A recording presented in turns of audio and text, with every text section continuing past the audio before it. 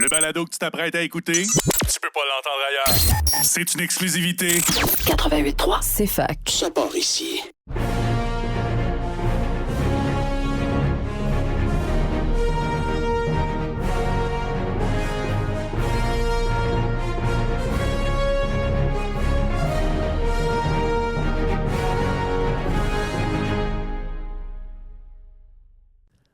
Bonjour à tous et à toutes, bienvenue à un nouvel épisode du Popcorn de l'Infini. Aujourd'hui, 8e épisode de cette saison 2 qui s'intéresse à Captain America The First Avengers. Et pour en parler, bien évidemment, j'ai avec moi David. Comment ça va, David? Ça va bien, j'avais hâte de m'intéresser à Captain America. Puis, ça a été histoire... pas mal de recherches, hein, j'imagine. Oui, pour toi. plus que la moyenne. Là. Je sais que j'ai l'impression de dire ça à chaque fois, là, qu'on parle pas de Spider-Man, là, mais pas vrai, Captain America, ça a été plus de recherche, aussi plus de lecture en soi, parce que on parle là d'un des plus vieux personnages, on parle des années 40. C'est le plus vieux jusqu'à présent aussi qu'on couvre. Là. Fait que... Il y avait quelque chose qui se passait dans les années 40 au niveau des comics. On n'était pas encore on était très loin du format moderne. Là. Mm-hmm. Ça commençait un peu le style de comic américain, puis on était dans ce qu'on appelle le Golden Age, parce que ça passe le Golden Age, Silver Age, blablabla. Mais bref, dans les années 40, on est dans une conjoncture économique où est-ce que le papier est pas cher. Okay. Puis le monde n'a tellement pas d'argent que il faut, quand ils achètent de quoi, il faut qu'il y ait du contenu. Il faut qu'il y en ait en masse. Donc, on peut se ramasser facilement avec des comics de 67 pages et plus. Ouais. Je m'en souviens, moi. Je m'en souviens. J'étais pas là. Mais moi, tu sais, un de mes super-héros préférés, c'est Batman. Puis lui aussi, 1938, la première apparition. Fait que quand je lis les premiers comics de Batman, c'est ça, c'est comme des 68-70 pages. Puis, tu sais, souvent, c'est pas très intéressant parce que il y a beaucoup de fillers. C'est ça, il y a beaucoup de fillers. C'est une construction à laquelle on n'est pas habitué. Des fois, c'est plusieurs histoires aussi. Ça dépend à un moment donné, tu sais, je tourne une page, puis c'est une page juste du texte. Là. Je l'ai en train de lire un livre. Là, tu comprends? Là? C'est ça. Il y avait du contenu en masse. Puis, ça coûtait... Les gens savaient même pas lire. Non, mais ça coûtait 10 sous, mais comme le 10 sous, il fallait qu'il soit bien investi. Puis, il fallait qu'on ait comme un retour sur notre investissement, en quelque sorte. Ouais. Donc, c'était le moyen qu'on trouvait, vu que le papier coûtait pas cher, c'est d'en imprimer plus, d'imprimer du filler. Donc, c'est ce qui se passait. C'est ce qui rend ça un peu plus difficile à lire. Parce que, j'aime pas ça non plus, sauter des pages d'un comic. Je trouve que c'est pas... c'est pas éthique. C'est comme regarder un film à 1.5. Je fais pas ça. C'est ça. C'est contre mon code d'éthique. Là. Fait que, non, mais ça fait que ça a quand même été corsé comme lecture aussi. C'est des comics, il n'y a pas beaucoup d'images, il y a plus de texte. Ouais. Donc... C'est aussi un des super-héros peut-être les plus iconiques. Tu sais, mettons le parallèle à faire avec les DC, ce serait probablement... C'est comme le Superman un peu de Marvel, au sens où il y a comme une symbolique assez importante pour l'époque, là, les années 40, la guerre et tout ça. C'est pas mal le seul des Marvel qui a une symbolique avec peut-être même Black Panther, là, qui est arrivé un peu plus tard. Là. Mais Iron Man, on est pas... peut-être Spider-Man aussi, mais il n'y en a pas une tonne dans l'univers Marvel qui ont cette symbolique-là. Une histoire riche aussi. Là, comme, ouais. Clairement, là, une histoire riche qui dure au travers du temps. Donc, c'est ça. Je trouvais ça intéressant de plonger dans cet univers-là parce qu'il faut se le dire, c'est pas Captain America, je veux dire, en dehors des comics de Civil War puis des comics modernes, je ne le connaissais pas tant que ça. Ouais. C'était pas... Mais il est assez unidimensionnel aussi, là, on s'entend. Là. C'est comme l'ultra-patriotique. Puis, tu sais, ses pouvoirs, c'est juste « je suis fort et un leader ». Non, mais c'est pas ça non plus. Non, mais okay. c'est parce qu'il y a certains comics où est-ce qu'il est présent, il y a plus de dimensions, où est-ce que on va creuser plus loin aussi. Tu sais, je serais pas prêt à dire qu'il est très unidimensionnel. Il y en a d'autres qui le sont plus. Là. Je dirais Punisher est plus unidimensionnel que ça. Là. Mais c'est quand même... Je trouve que c'était quand même intéressant parce qu'au fil des ans aussi, il change. Il évolue avec le temps. Puis, la guerre du Vietnam, la guerre de la Corée, il fait toutes les guerres. Non, mais pour vrai, puis pour vrai, tu sais, au niveau... tu peux le voir, il y a des changements de... y a des changements de politique. C'est pas vrai que parce que Captain America, c'est un soldat qui va toujours être du côté du gouvernement américain. Là. Ouais. Dans je pense, Spider-Man Life Story, mettons, dans la guerre du Vietnam, il va se ranger du côté des Vietnamiens. Mais ça, c'est un autre univers. Là, ouais, c'est ça. Déjà, il va un peu... parce que S.H.I.E.L.D. est évidemment... Dans Captain America 2, il va être un peu contre le gouvernement d'une certaine façon. Oui, c'est ça. C'est un thème qui est récurrent aussi. Puis l'opinion publique, mettons, américaine va influencer beaucoup ce qui va se passer dans ces histoires-là au fil des années. On va explorer ce côté-là aussi des fois, l'armée américaine n'est pas toujours rose, puis la guerre, c'est pas toujours rose non plus. Mais c'est ça, je trouve que c'est pas si unidimensionnel que ça. Par contre, c'est un personnage qui a beaucoup d'histoire, puis qui a beaucoup de... qui rejoint pas tout le monde nécessairement. Il y a une raison pourquoi il n'y a pas autant décollé, mettons, que Spider-Man ou quelque chose. C'est parce que, d'un, ça rejoint les Américains, principalement. Les Américains en majorité. Là. Puis aussi, c'est Captain America, au fil de l'histoire, il est populaire quand il y a un mouvement de nationalisme américain, quand il y a la guerre. Quand il y a la guerre, parce que ce qu'on peut voir, c'est qu'après la Deuxième Guerre mondiale, Captain America, il a chuté en popularité, là, parce que qui allait battre, là? Les nazis? Non. Ouais, non, c'est ça. Heureusement, les États-Unis ils sont allés souvent en guerre dans le 20e siècle. Mais c'est ça, mais c'est parce qu'il va revenir, comme, mettons, sur le fond, mais pas des guerres aussi que le public est autant derrière, mettons, un nationaliste fort comme ça. Mettons, si on regarde dans les années 50, qui ont essayé de rapporter Captain America comme le commie smasher là, pour les communistes, là, puis ça n'a pas tant marché. Là, c'était pas aussi fort que de voir Captain America puncher Adolf Hitler directement sur le premier comic ever. C'est pas aussi fort, mettons.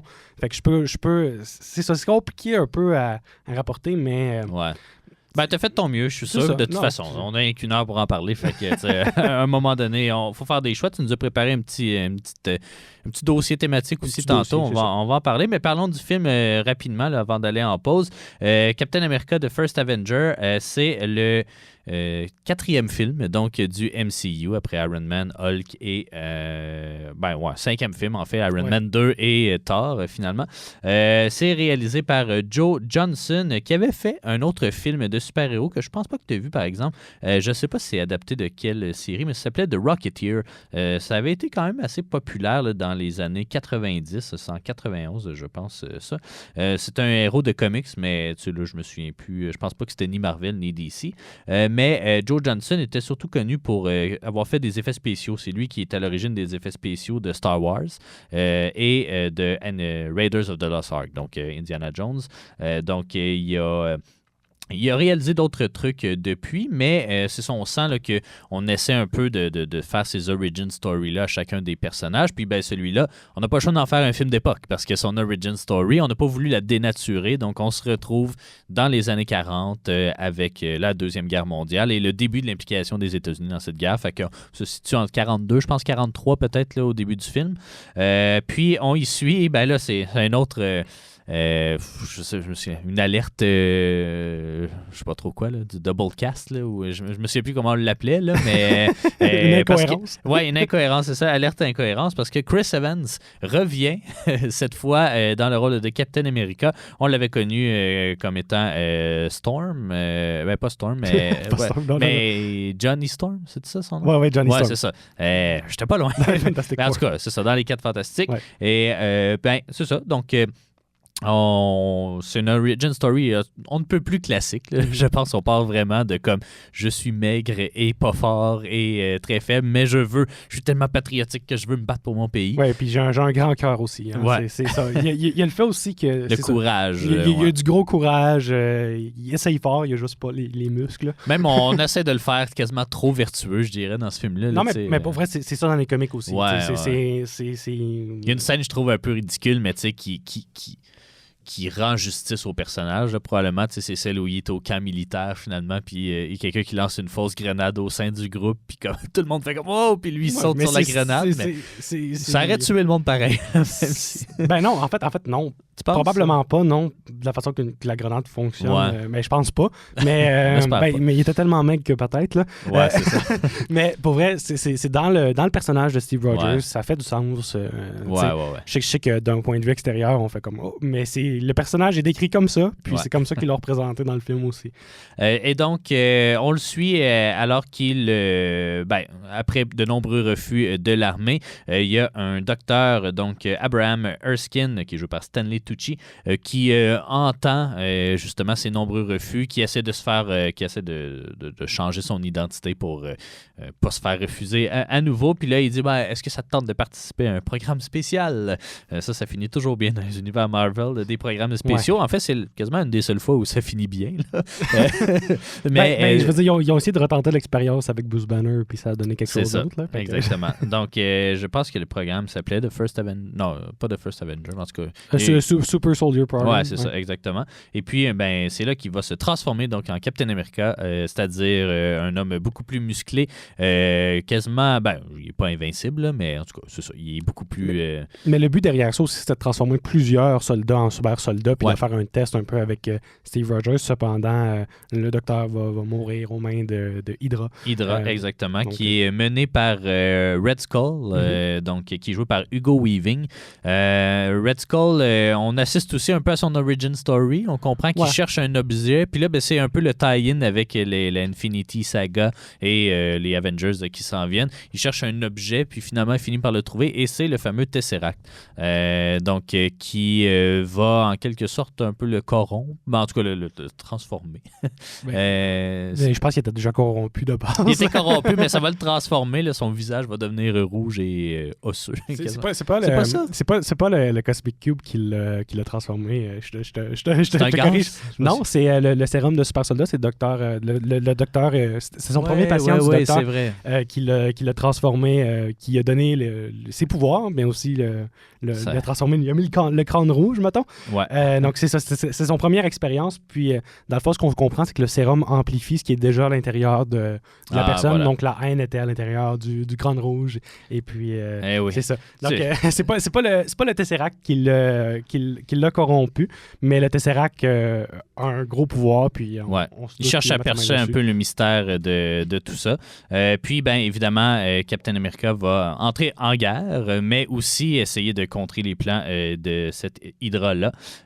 Donc, il y a une galerie de personnages aussi qui inclut Peggy Carter, qu'on va revoir dans une série aussi, et dans un des Avengers, là, je me souviens plus c'est lequel. C'est ça, vraiment juste le dernier. Ellie Atwell. On va la revoir vieille dans un autre film, mais je ne me rappelle plus. Ouais, c'est vrai. Moi non plus, je me souviens plus, mais c'est vrai, on la revoit, yes. Donc, Sebastian Stan qui joue Bucky, qui est c'est ça, le meilleur ami, mais qui va devenir aussi éventuellement le Winter Soldier, mais pas dans ce film.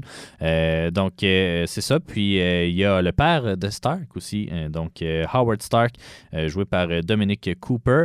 Et puis, c'est ça. Donc, il va avoir toutes ces... ce qu'un film demande d'un film de Deuxième Guerre mondiale et de super-héros, là, c'est-à-dire des missions en Europe, aller chercher, essayer de contrecarrer donc, ces plans-là, mais ça va se terminer de façon... dramatique pour Captain America. Là. Puis là, on n'a pas vraiment le choix de spoiler le film parce que de toute façon, on va le spoiler dans le prochain épisode avec les Avengers. Mais ça va se terminer où Captain America est congelé dans l'Arctique. Ce que je trouve, c'est que c'est comme aussi en même temps l'origin story, mais en même temps la pièce manquante du MCU. Parce que là, on a le sérum de super soldat qui a aussi été tenté de recréer sur Bruce Banner. Puis on a le père de Tony Stark aussi. Donc je trouve que c'est un peu on a l'introduction du vibranium. Donc on a vraiment, c'est comme la pièce manquante du MCU. On suit vraiment beaucoup plus le Tesseract que dans les autres films, qui va être une pièce importante du premier Avengers. Fait que c'est vraiment comme la pièce manquante avant les Avengers, puis je pense qu'ils ont mixé le original story très bien avec tout le côté un peu plus futuriste du MCU. Fait que je pense que ça a été bien fait de ce côté-là. Puis pour vrai, c'est un vent de changement parce que des films d'époque de super-héros, à ma connaissance, c'est le premier. Tu sais, même hors MCU, là, tu sais, il y en a pas. C'est très contemporain habituellement, les films de super-héros. Fait que déjà, il y a un vent de fraîcheur qui s'est installé. On pourra en reparler dans notre critique ou en tout cas notre appréciation. C'est un des personnages qui a la meilleure excuse généralement dans les comics, les personnages vieillissent vieillisse pas tant. Là. Ouais. C'est lui qui a la meilleure des excuses pour pas vieillir pantoute, là, honnêtement. Ouais. Mais c'est ça. Puis, on va parler du film et surtout des comics au retour de la pause. Vous écoutez le Popcorn de l'infini sur les ondes de CFAC.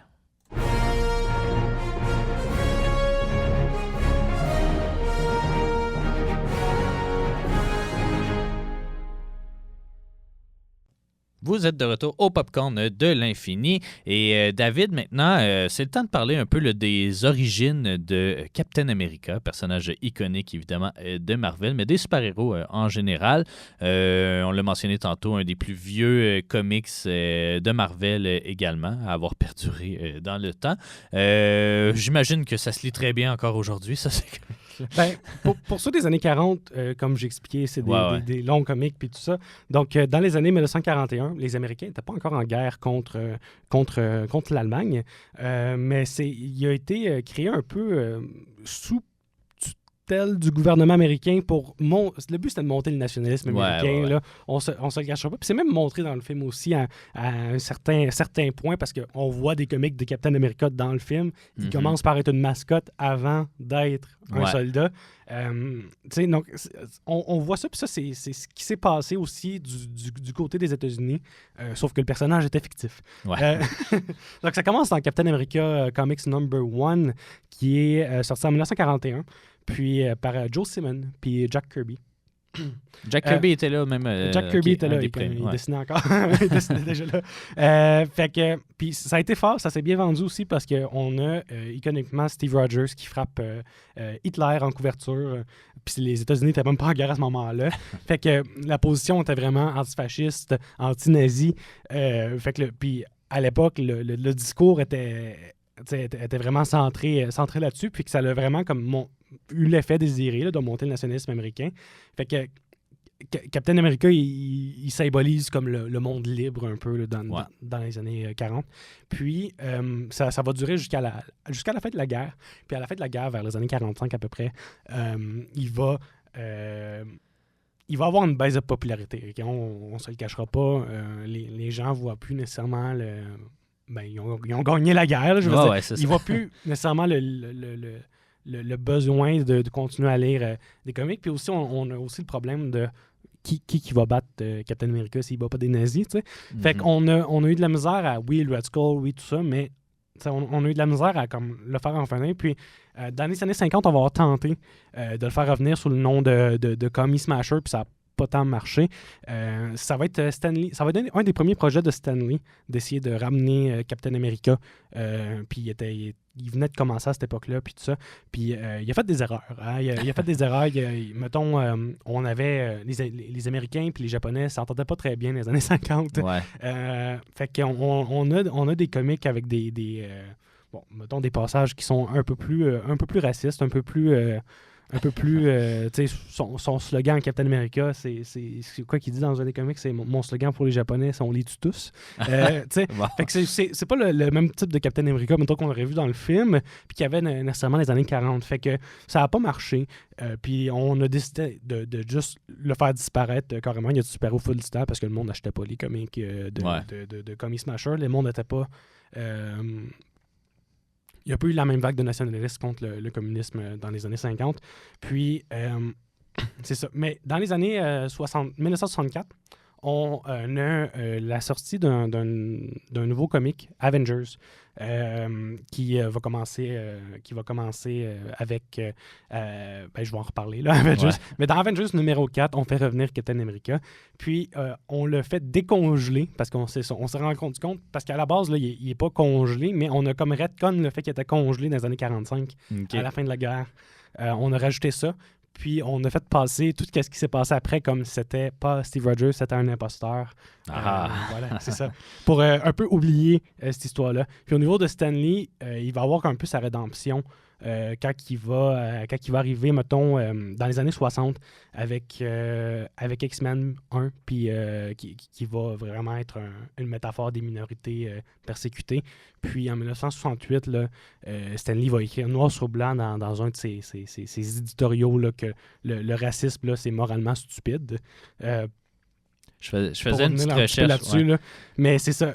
Oui, non, mais c'est ça. Je faisais juste une petite recherche parce que depuis qu'on a commencé ce podcast-là, je me suis intéressé aux comics parce que je viens plus du milieu du cinéma. Puis j'ai commencé à acheter les Marvel Epics, là, justement, qui sont des.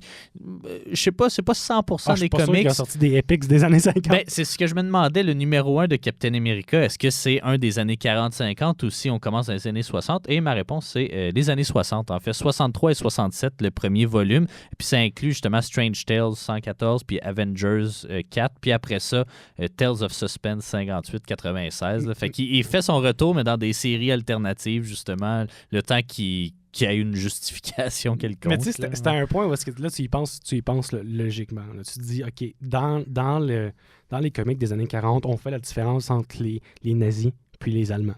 Pourquoi dès qu'on monte un japonais, pourquoi il est mauvais? Là? Ouais. C'est plus ça. Dans les années 50 aussi, il y avait le facteur que il y avait une grosse censure aux États-Unis. Puis ça a forcé les éditeurs de comics à mettre en place le Comics Code Authority. Puis ça, ce que ça a dit, c'est qu'il faut éviter de parler de politique. Il faut aller parler de sexualité, puis il faut éviter de faire des critiques sociales. Donc, un petit peu de la censure. Il faut que ça reste du divertissement. Ouais, c'est ça. Parler de racisme dans Captain America, c'était impossible dans ces années-là. Mais dans les années 60, c'est redevenu possible. Puis, c'est ça. Stan Lee a fait un retour avec X-Men puis Fantastic Four dans un ton beaucoup plus anti-racisme. Fait que c'est ça. Il y a eu une évolution un peu de l'industrie. Puis Stan Lee, aussi, dans les années 50, il n'y avait pas nécessairement de pouvoir éditorial. Donc, c'est ça. Donc, il y a vraiment eu un virage progressiste qui a sorti Captain America, qui a permis de dégeler Captain America, puis de le ressortir sur une autre forme en disant, il a été congelé depuis les années 45, on oublie tout ce qui s'est passé avec Captain America après les années 45, c'était pas lui. C'est le genre de choses qu'on peut faire avec la continuité dans Marvel. Fait que c'est ça. Ça fait un petit peu le tour de où est-ce que Captain America sort, puis après les années 64, il rejoint les Avengers, il devient éventuellement dans Avengers numéro 16 le leader des Avengers. Comme on peut voir dans le prochain film qui s'appelle Avengers aussi. Bon, dans ce film-là, qui y a? Il y a beaucoup de personnages, mais qu'on ne reverra plus jamais ou presque. Il y en a beaucoup qu'on ne reverra plus. Mais il y a les Howling Commandos aussi que je voulais quand même mentionner parce que ils ne sont pas mentionnés de nom, je pense, dans le film, ou pas, presque pas. C'est la gang de soldats qui sont avec Captain America, qui sont leadés par Captain America, qui vont aller défaire des bases de Hydra dans la guerre. Puis, eux, ils viennent de où? Ils viennent de Sergeant Fury and his Howling Commandos numéro 1. Donc, c'est Sergeant Fury, c'est Nick Fury. C'est lui le vrai chef des Howling Commandos dans les comics 616. Puis, c'est une unité spéciale américaine de la Deuxième Guerre mondiale. Puis, Captain America va parfois collaborer avec eux. Fait que c'est ça. Ils ont un peu rajouté des éléments du comic, mais pas tant que ça. Là. Dans le fond, le Fury n'est pas présent dans la guerre dans le MCU. Mais c'est ça. Puis, pour revenir aussi à Hydra, qui est une organisation criminelle qui est assez présente dans les comics puis dans les films aussi. Dans le fond, tu sais, il y a des grosses différences là, avec le film puis les comics, notamment le leadership de Red Skull. Au départ, ça va pas se passer comme ça. Là. Ça va être l'idée par quelqu'un d'autre, mais c'est l'idée par plusieurs personnes Hydra. Là, parce que dans le fond, le Hydra, tu coupes une tête, puis il y en a deux qui repoussent. C'est un peu leur... c'est un peu ce qu'ils en disent. Éventuellement, ça va être l'idée par le Red Skull, mais ça va, en premier, majoritairement, celui qu'on va se rappeler le plus, là, ça va être Baron Wolfgang von Strucker, qui va être le bras droit du Red Skull. Puis la motivation va rester la même, là, la domination mondiale, puis ils vont utiliser de la technologie avancée. Bon. Ça ressemble beaucoup aussi dans les James Bond. Là, il y a Spectre qui est justement aussi un acronyme, là, SPR en tout cas, mais qui justement c'est comme ce contre-pouvoir-là qui essaie de prendre le contrôle du monde. Là. C'est on très... aime beaucoup les acronymes dans l'univers Marvel. Là. Shield, Hydra. Bon. Mais Hydra donc arrive dans les années 40 ou ça arrive un peu plus tard? Je sais pas la date exacte, mais oui, ça arrive pas mal dans ces années-là. Okay, c'est ça arrive, en fait, ça arrive dans Nick Fury, Agent of S.H.I.E.L.D. Okay. Donc, les premières fois que Nick Fury devient un peu un genre d'espion plutôt qu'un soldat, là, puis, fun fact, ils ont raccourci le slogan de Hydra. Okay. Parce que dans le film, c'était quoi? C'était cut off a limb, cut off a head and 2 more shall take its place, ou quelque chose comme ça. Mm-hmm. Dans les comics, c'était pas beaucoup plus long avant que ça, puis je vais te le dire. Hail Hydra, immortal Hydra, we shall never be destroyed. Cut off a limb, and 2 more shall take its place. We serve none but the master, as the world shall soon serve us. Hail Hydra. Ils n'ont pas mis ça dans le film. Je sais pas pourquoi. C'était long. Me semble la présentation était un peu trop longue pour faire du sens. Puis quelqu'un dit ça, tu sais que c'est des vilains. Là. Ouais. Bon, en tout cas. En gros, il va y avoir beaucoup de différences, mais c'est pas. Je veux dire, ça reste. Le principe reste le même. Là, c'est une organisation secrète qui veut contrôler le monde. Avec, dans le film, le Tesseract. Le Tesseract, c'est quoi? Dans les comics, c'est une invention du MCU. Dans les comics, ça n'existe pas au départ. Là. C'est un mélange de deux concepts. On parle d'une Infinity Stone qui est à l'intérieur. Ce qu'on ne sait pas dans le film à cette époque-là, là, mais on parle d'une Infinity Stone, la Space Stone, qui est à l'intérieur, qui donne un peu son pouvoir. Mais on mélange ça avec le Cosmic Cube, qui est apparu dans Tales of Suspense numéro 79. Puis ça a été créé par AIM, un autre acronyme, Advanced Idea Mechanics. Ils sont pas gentils. Puis ça a le pouvoir de remodeler la réalité selon la volonté du porteur. Donc, c'est ça. Ils ont mélangé le concept d'Infinity Stone puis du Cosmic Cube ensemble. Mais reste que... c'est ça. Sinon, ça reste quand même assez, je veux dire, basé sur les comics. Là. Je suis capable de faire des liens assez faciles avec les comics. Ben, c'est que j'ai l'impression que Captain America, il y a une seule origin story, puis il y aura toujours cette origin story-là. Là, contrairement à, mettons, Spider-Man, où on a essayé à certains moments, il y a certaines modifications, mais il y a comme 3-4 critères qui restent, là, que ce soit l'oncle qui meurt ou whatever, ou des trucs comme ça.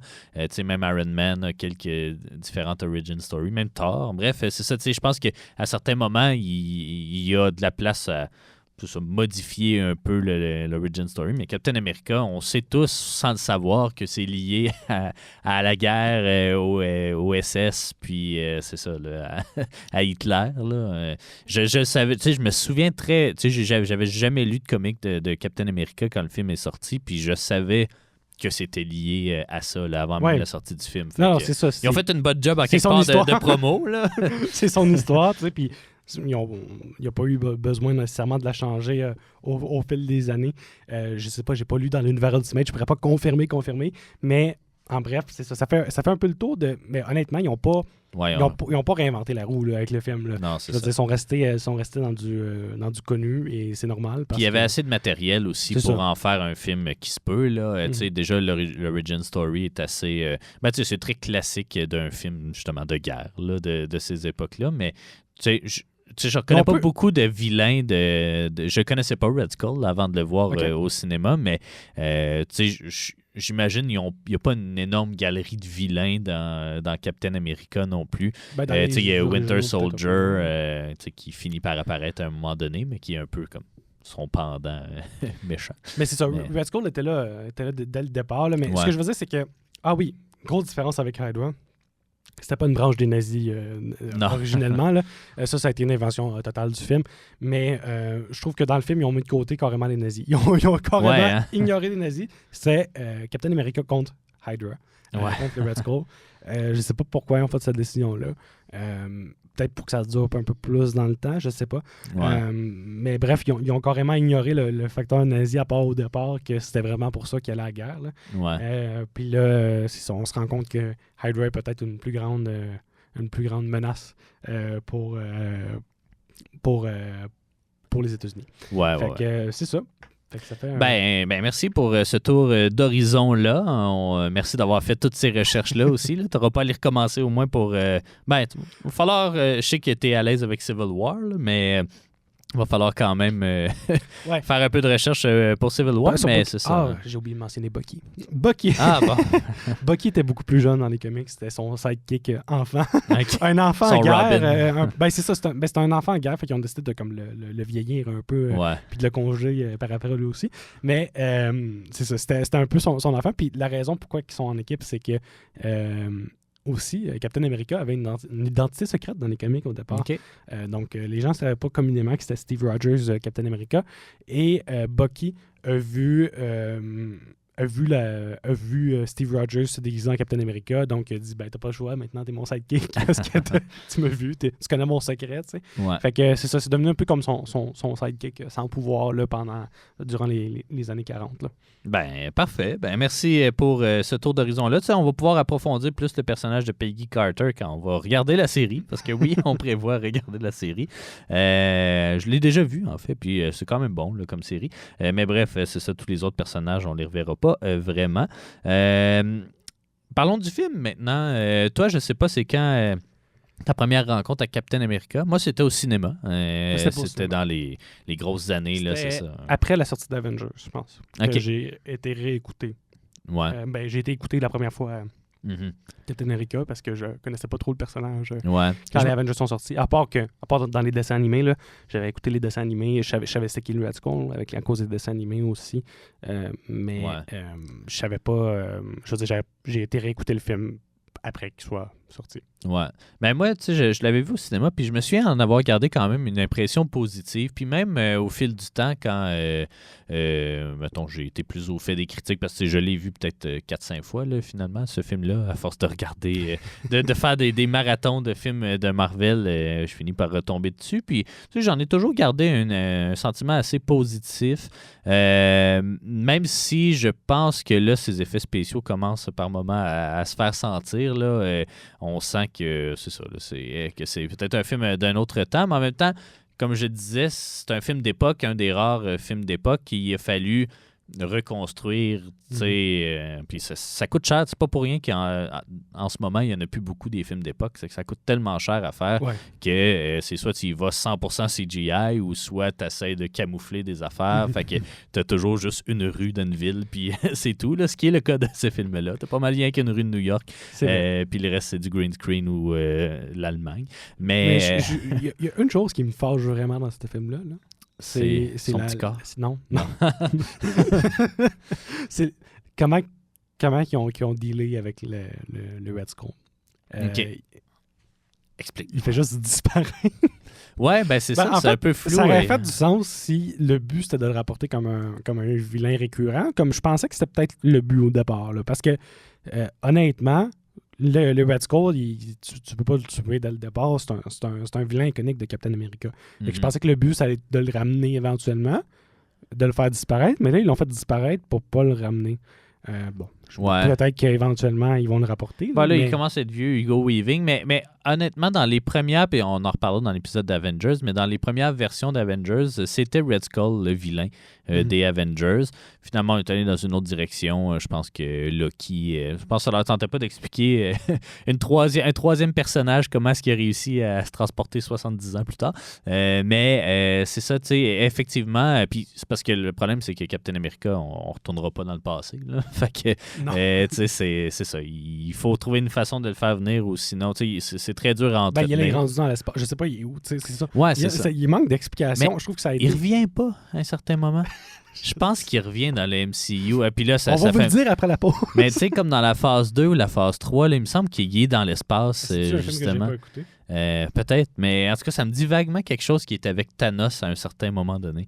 Mais là, désolé, on aurait dû faire la recherche avant. Je pourrais regarder, en fait, Hugo Weaving, voir sa petite fiche technique. Là, oui, il revient. Ouais, c'est ça. Il finit par revenir. Mais il revient dans Avengers Infinity War et Endgame. Ouais, c'est ça. Il me semblait que je l'avais revu à quelque c'est lui qui garde la Soul Stone. Je me demandais toujours c'était qui. Ah oui, parce qu'il y a comme un capuchon. Oui, c'est ça. Mais sur Vormir, là, c'est lui qui devient le Stonekeeper. Hey, je me demandais c'était qui. Puis ils n'ont pas repris le même acteur pour le jouer, parce qu'il n'est pas crédité, l'acteur.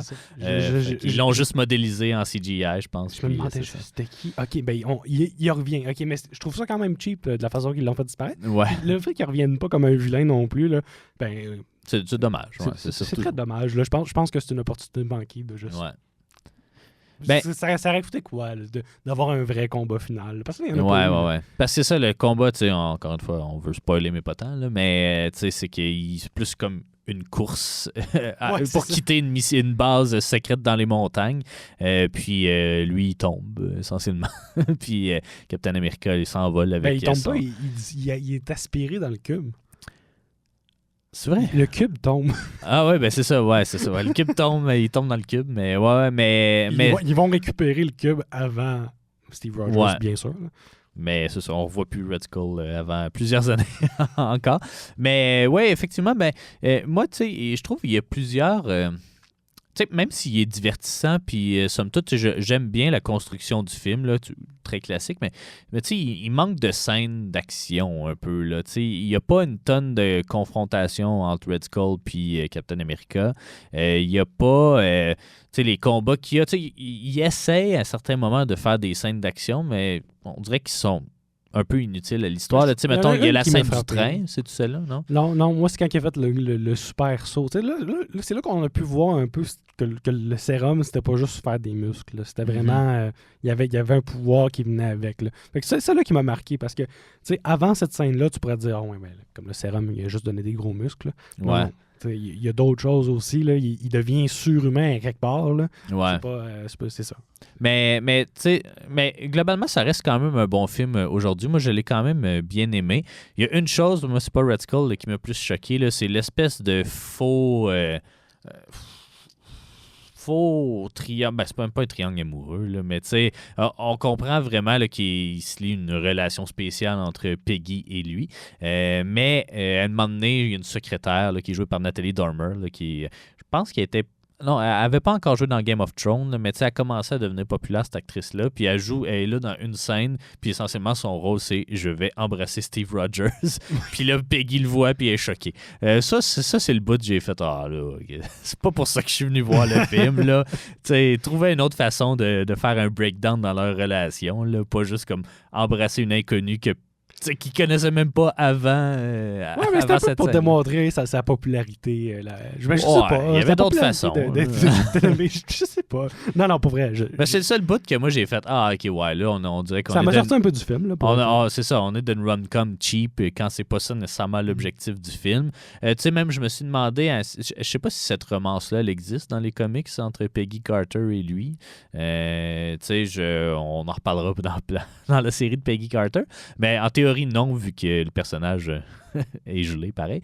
Mais c'est ça, tu sais, ça aussi, c'était peut-être un peu superflu, mais tu sais, je comprends que dans tous les films Marvel jusqu'à présent, ils ont voulu faire ça, hein, que ce soit Bruce Banner avec son professeur, son ex-femme, en fait, mais en tout cas, tu sais, que ce soit Tony puis Pepper Potts, que ce soit Jane puis Thor, tu sais, on a comme pas, on dirait que c'est comme rendu un critère d'ajouter ce type de romance-là, mais on dirait que là, pour une fois, c'était peut-être plus... moins essentiel.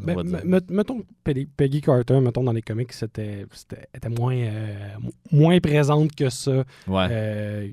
Puis, tu sais, éventuellement juste morte de vieillesse. Là. Ouais, c'est ça. Mais, tu sais, c'est ça. Dans les comics, mettons, ce qu'on va voir aussi dans le film, c'est qu'il va développer un peu une relation avec Sharon Carter, ce qu'on va voir dans le film éventuellement, mais qui vont comme revenir en arrière pour aller rechercher Peggy parce que le personnage a plus frappé. Mais ça, dans les comics, là, c'était vraiment moins... la relation Peggy puis Steve Rogers était là, il y avait comme une tension, mais... Ouais. Pas tant que ça. Là. Non, c'est ça. Mais toi, comment l'as-tu aimé, ce film-là? Oui, je l'ai bien aimé. Tu sais, je l'ai très apprécié. Puis honnêtement, avoir lu les comics avant aussi, ça m'a aidé à comprendre un peu plus son histoire. Puis je trouve que c'était bien une bonne adaptation. J'ai aimé aussi le facteur le facteur quand mettons qu'avant de devenir un soldat, ils deviennent comme quelqu'un de la pop culture, là. Mettons, américaine. Ça, j'ai bien aimé ce clin d'œil. L'espèce de tournée des États-Unis qui fait. Ouais, pour monter un peu le nationalisme, qui était un peu son rôle dans les comics. Donc, ça, j'ai bien aimé ça. Mais sinon, je trouve que c'est un film solide. Là. Il y a pas grand-chose qui manque, à part le Cosmic Cube et Red Skull qui disparaît. Là. Mais à part ça, je trouve que non, c'est la pièce manquante du MCU. Puis ils l'ont bien placé au bon moment. Puis, moi, j'aime beaucoup les acteurs aussi qui ont pris. Hugo Weaving, moi, évidemment, je le connaissais du Seigneur des Anneaux, de la Matrice. Il joue souvent des... dans Seigneur des Anneaux, je ne joue pas un vilain, là, mais en tout cas, dans la Matrice, c'est comme un des vilains iconiques. Tu sais, moi, je trouve souvent dans le MCU, les vilains, ils réussissent pas à en faire quelqu'un qu'on s'intéresse vraiment, tu sais. Puis là, tu sais, il va disparaître. Ça t'a pas intéressé à Thanos? Thanos, c'est peut-être une exception, mais en même temps, tu sais, il est là puis pas là. C'est comme le Nick Fury des vilains, là. Il est là dans tous les films, mais il arrive juste vraiment dans les Avengers, là. Mais, tu sais, mettons... je trouve que les Spider-Man de Sam Raimi réussissent à mettre en valeur, mettons, les backstory des vilains, à les rendre vraiment intéressants. Tu sais, Dr. Octopus, tu as le goût de croire... Tu crois à la raison pourquoi il est devenu vilain. Tu sais, ils sont pas juste vilains parce qu'ils sont vilains. Ils ont manqué la marque sur le Red Skull. Mettons, ils l'ont juste mentionné, puis même tu l'avais déjà oublié quand on a commencé l'épisode. Fait que tu vois, c'était pas mémorable tant que ça. Mais tu sais, je trouve qu'il y a beaucoup de problèmes. Puis, tu sais, lui, il a joué ce vilain iconique-là dans la Matrice. Puis de le reprendre à nouveau, tu sais, j'étais plein d'espoir. Puis finalement, à part son look qui est quand même bien réussi, là, pour vrai, à part ça, finalement, il y a peu de substance. Là, c'est dommage. Mais, tu sais, au-delà, tu sais, j'aime beaucoup Hayley Atwell dans le rôle de Peggy. Puis, je sais pas si c'est parce que j'ai regardé la série, mais tu sais, dans sa série, elle a vraiment plus de... c'est quand même assez intéressante. Tu sais, ça se veut un peu... je sais pas comment dire, une exploration un peu des femmes en milieu de travail ou dans des milieux principalement hommes. Là. Pas mal les 2 saisons, ça tourne autour de ça.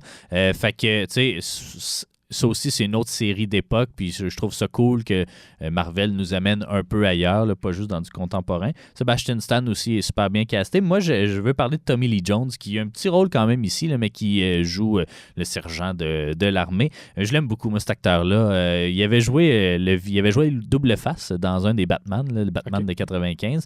Fait que c'est pas la première fois qu'il faisait des films de super-héros, mais tu sais, c'est le genre d'acteur que je casterais à peu près jamais d'un film de super-héros parce que il comprend...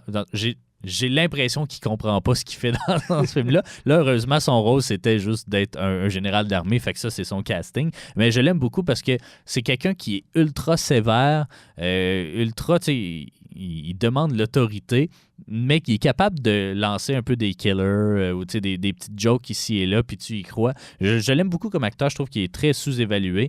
Il avait joué le vilain aussi dans un film d'action des années 90. Là, voyons, avec Harrison Ford. Je sais pas pourquoi. Le Fugitif, voilà. The Fugitive.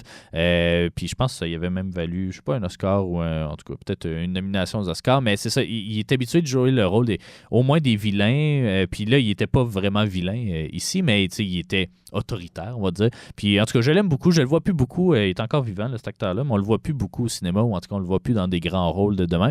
Fait que c'était cool de le voir dans un film où il n'est pas nécessairement le personnage principal, mais bon. Puis Toby Jones aussi, là, qui est comme le bras droit de Red Skull. C'est un acteur aussi qui a un casting très particulier, on s'entend, mais je l'aimais beaucoup. C'est la voix de Dobby dans les Harry Potter, si jamais vous avez pas si jamais vous avez déjà vu ça. Mais bon, c'est ça. J'aime en conclusion, là, c'est ça, j'aime vraiment le travail artistique qui a été fait derrière.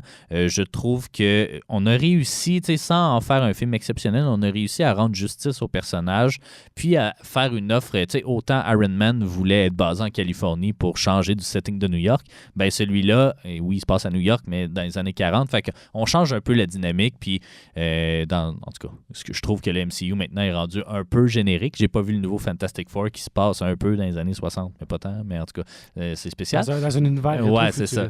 Mais, dans le futur, mais dans le passé. Mais c'est ça, ils sont rares les propositions qui osent aller là, mais qui restent sur Terre, là, parce que c'est sûr, quand tu vas dans l'espace, t'as plus de possible, mais c'est ça. Fait que rafraîchissant, casting top-notch, puis ça prenait un bon Captain America pour l'idée pour la suite, puis ils ont réussi très bien. Puis c'est drôle, c'est ça, il joue un espèce, excusez l'anglicisme, un espèce de fucker dans les 4 Fantastiques. Puis là, il joue comme le gars le plus straight possible, là, le plus conservateur possible. Fait qu'il y a du range un peu, Chris Evans. Même si ça reste très, très sobre, ses performances dans les deux. Là. Mais c'est ça. Donc, ben voilà, on va aller en pause publicitaire. Au retour, on va octroyer nos fameux popcorn à Captain America, The First Avenger.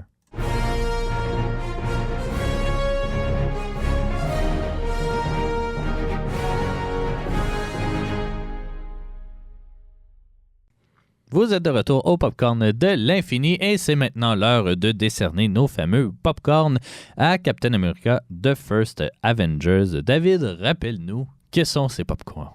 Bien sûr. On commence avec le popcorn de l'espace, qui est l'importance avec le MCU.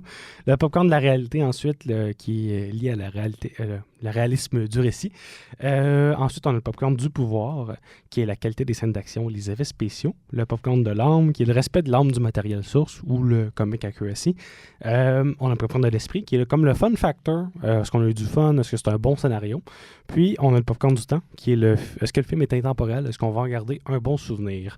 Commençons avec le popcorn de l'espace. Ouais. Comme je l'ai déjà mentionné, ce film-là, c'est une pièce importante du MCU. Ouais. On peut tout de suite y donner, je pense. Ouais. Popcorn. C'est une pièce importante en même temps d'être un film vers lequel on ne peut plus se retourner vraiment vu qu'il se passe 60 ans avant tout le monde. Mais il est important parce que si tu regardes How to Watch MCU in Chronological Order, ben, c'est le premier qui vient. Ouais, fait que non, mais ça, effectivement, là, c'est le liant de tout ça. Puis, ouais, c'est bon. Au niveau de la réalité, est-ce que le récit est réaliste? Bon, est-ce que c'est réaliste? Ben, je sais pas dans quel sens le prendre. Là. Ouais, ben, tu sais, dans le sens où, effectivement, mettons, pour ajouter une couche de réalisme un peu plus, il aurait pu rajouter des nazis. on s'entend, là, parce que là, on dirait que c'est ça. On dirait que c'est la Deuxième Guerre mondiale qui oppose les États-Unis et Hydra. Mais c'est pas le cas. Mais tu sais, je pense, si on se ferme les yeux sur la question des super soldiers, là, parce que là, c'est une des rares situations où le sérum a fonctionné, mais après ça, il y a eu plein de déboires dans ce projet-là. Le docteur, il n'est plus là pour le refaire. Ouais, c'est ça. Fait que c'est plus compliqué pour la suite. Il est parti avec sa recette secrète. Mais tu sais, c'est le seul bout qui peut-être qui aurait pu être moins réaliste, là, dans le sens comment est-ce que ce sérum-là peut agir pour grandir. Je pense que dans le MCU, c'est ouais, c'est ça. Mais tu sais, à part ça, je pense qu'ils font assez d'efforts pour que ça puisse s'insérer dans une histoire alternative, on va dire ça comme ça. Il n'y a rien qui me choque au niveau de non, c'est ça. réalisme. Non, c'est ça. Ça va, ouais. Bien sûr, dans le cadre du MCU. C'est réaliste dans le cadre du MCU. Ouais. Au niveau du pouvoir, la qualité des scènes d'action, des effets spéciaux, j'ai cru comprendre qu'il y en avait quelques-unes qui t'avaient dérangé, plus que d'autres. Ouais, je sais pas à quel point... Ben, c'est peut-être son absence de scènes d'action un peu plus, là. Tu sais, oui, on essaye avec la scène du train. Celles qui sont là. Ouais, c'est ça, mais... Tu sais, ça va. Je vais juste revenir sur le popcorn du réalisme. Juste mettre un petit bémol, par contre, sur Howard Stark. Je sais pas si ça fait tant du sens que ça. Tu sais, il y a comme 30 ans, dans les années 40. Il faudrait dire qu'il y aurait eu Tony dans les années 60. Il y aurait eu comme 50 quelques années. Parce qu'on voit Howard Stark aussi dans Iron Man 2, qui est considérablement plus âgé, mais en même temps... En tout cas, je sais pas si les années y fit tant que ça. J'enlèverai pas le réalisme. Mais non, mais pour vrai, je pense que oui. Je pense que ça fait. Non? Ouais, ça dépend quand est-ce qu'il est mort. Non, mais tu peux avoir des enfants à n'importe quel âge. Là. Ouais, c'était un homme. Mais ouais. C'est ça. Mais ouais. Mais bon, c'est ça. Si on revient à la qualité des scènes d'action, ben... tu sais, j'en donnerais au moins une demi, mais tu sais, je sais pas si toi, est-ce que des scènes d'action t'ont plu? Tu sais, parce que la confrontation finale est un peu bof aussi. Mais la qualité des effets spéciaux des scènes d'action était là, mais la quantité était pas là. Ouais, c'est ça. Une demi. Ouais, c'est bon, une demi. Au niveau de l'âme, le respect de l'âme du matériel source, moi, je donnerais un popcorn parce que, pour vrai, c'est une bonne adaptation. Peut-être juste des petites incohérences avec Hydra et tout ça qui ont changé. Peut-être plus pour condenser ça avec le film. Mais sinon, ça va. Ouais. Ça va. En fait, je pense que c'était ça, l'inclusion des nazis. C'était Hydra est une branche nazie. À l'origine. Peut-être plus ça. Bon, parfait. Pour le popcorn de l'esprit, le fun factor, est-ce que c'est un bon scénario? Est-ce que tu as eu du Est-ce que tu as eu du fun à regarder ce film-là? J'ai du fun. Tu sais, moi, j'ai étudié en histoire, fait que c'est ça, les films d'époque, j'aime quand même ça. Tu sais, j'ai eu du fun. C'est pas le plus dynamique, mais tu sais, je dirais la première heure est quand même assez intéressante. Après ça, ça devient un peu plus générique. Là, on dirait que, je sais pas, au niveau même des couleurs, ça devient un peu plus bland, un peu plus triste. Là, tout est gris. Puis, j'aime moins la deuxième heure. Puis on dirait que quand je repense au film, malgré le fait que ça fait 5-6 fois que je le vois, j'ai beaucoup plus d'images de la première heure que de la dernière heure. Mais globalement, je serais prêt à y donner. Moi, je pense que j'y donnerais aussi. C'est un bon 2 heures. Ouais, c'est ça. Honnêtement. Ouais. Au niveau du temps, est-ce que c'est un film qui est intemporel? Est-ce qu'on va regarder un souvenir? Moi, je pense que oui. Là. Je pense que je pense que sérieusement, on va en garder un souvenir. Je pense que c'est chronologiquement, pas le premier en réalité, mais c'est chronologiquement le premier du MCU. Ouais. Puis non, c'est ça, tu sais, contrairement à d'autres films de super-héros, celui-là, tu sais, quand j'y pense, j'ai des souvenirs de certaines scènes quasiment intégrales. Fait que c'est preuve qu'il doit être marquant à un certain niveau. Mais il est très différent aussi des autres films du MCU, mais même de la franchise Captain America. Là, dans le 2, on est plus quasiment dans un thriller d'espionnage, des affaires de mer, puis dans le 3, ben, c'est juste un Avengers plus. mais c'est ça, la franchise, elle fait pas de sens en soi. Ils ont juste mis le nom de Captain America, mais comme ça n'a pas tant rapport. Mais c'est le seul vrai film de Captain America. J'ai l'impression, après ça, la franchise est comme pognée dans une machine plus grosse qu'elle où ils doivent faire de l'exposition pour d'autres films ou d'autres affaires. C'est con, mais Spider-Man du MCU apparaît pour la première fois dans Captain America, le 3. Fait que, c'est ça, on dirait qu'il est comme pris dans un engrenage parce que c'est un des leaders des Avengers. Mais celui-là, c'est le seul qui est comme un peu stand-alone Captain America. Là. Fait que, en tout cas, c'est ça. Moi, j'en garde des bons souvenirs. Puis notre éditorial, on s'entend que si c'était le Captain America 3, c'était pas un film de Captain America. Ben non, c'est ça. Mais non, c'est ça. Il aurait juste dû appeler ça Civil War, puis comment faire un film à part, là, tant qu'à faire. Les comics en tant que tel, là, mais c'est ça. Non, mais le fait que ce soit un film de Captain America, c'est donner un certain plot armor. On ne le cachera pas. Là. Ouais. Mais non, c'est ça. Je pense que c'est le moins. C'est peut-être. Même si on lui a donné le popcorn de l'importance du MCU, c'est peut-être celui qui est le moins important finalement au MCU, dans le sens où on y revient pas vraiment, là, à part pour le Tesseract. Mais je pense qu'il relie tout ensemble à un certain niveau. Puis, ouais. C'est comme, je pense qu'il y a quand même une bonne importance. C'est quand même une bonne brique dans le...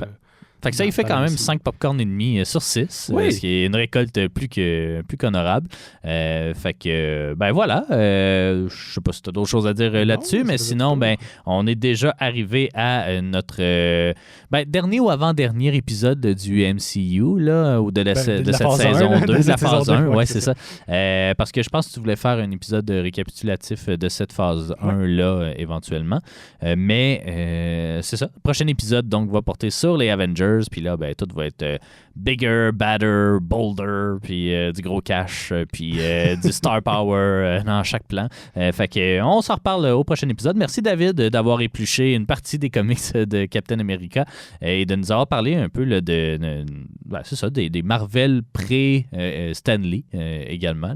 C'est pas mal le seul comics dont on va en parler. Là. Fait que voilà, merci beaucoup. On se retrouve dans 2 semaines pour un autre épisode du Popcorn de l'Infini. Salut!